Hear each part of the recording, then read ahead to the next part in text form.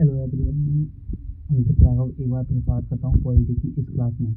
आज हम मौलिक अधिकार देख रहे हैं। हम पिछली क्लास में 6 पार्ट कंप्लीट कर चुके हैं। आज हम देखते हैं उससे अगला पार्ट, आर्टिकल 26, धार्मिक कार्यों के प्रबंधन की स्वतंत्रता। आर्टिकल 26 में धार्मिक कार्यों के प्रबंधन की स्वतंत्रता बताई गई है। यह स्वतंत्रता किसी व्यक्ति को प्राप्त न होकर धार्मिक संप्रदाय को प्राप्त है। यह स्वतंत्रता किसी व्यक्ति को प्राप्त न होकर धार्मिक संप्रदाय को प्राप्त है। इसमें केस था MP मित्तल वर्सेस भारत संघ केस 1982 का। इसमें बताया गया धार्मिक संप्रदाय को परिभाषित किया गया था।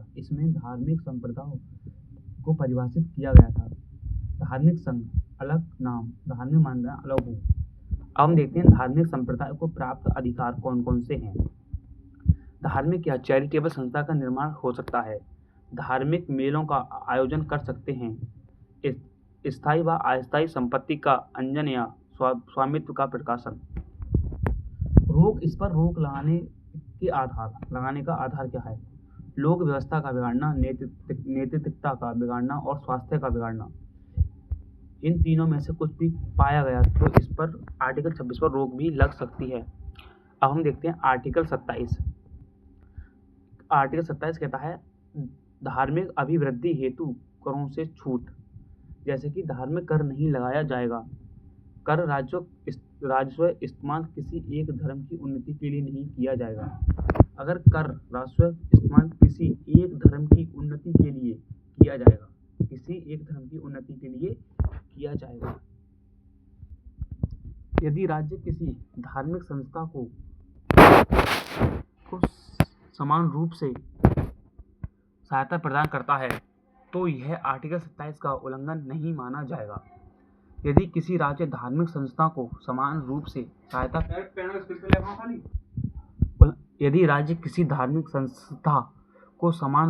सहायता प्रदान करता है तो यह आर्टिकल 27 का उल्लंघन नहीं माना जाएगा।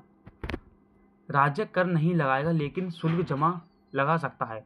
राज्य जो है कर नहीं लगाएगा परंतु शुल्क लगा सकता है।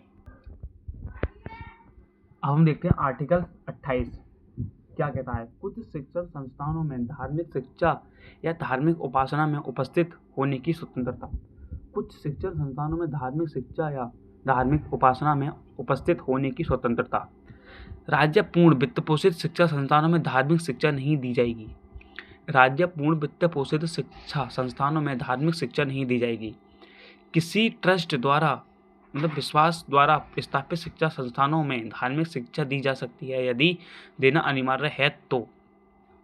हम देखते हैं राज्य सरकार अनुदान प्राप्त शिक्षा संस्थान मतलब वयस्क बच्चा है तो धार्मिक शिक्षा स्वेच्छा पर आधारित होगी। वयस्क बच्चा है तो माता पिता या अभिभावक की लिखित सहमति पर बच्चे को धार्मिक शिक्षा दी जा सकती है। अब देखते हैं cultural and education right. Bharat की सांस्कृतिक विविधता को बनाए रखने के लिए यह दिया गया है। ये था आज का हमारा अगला पार्ट। इससे आगे देखते हैं अगले पार्ट में। धन्यवाद।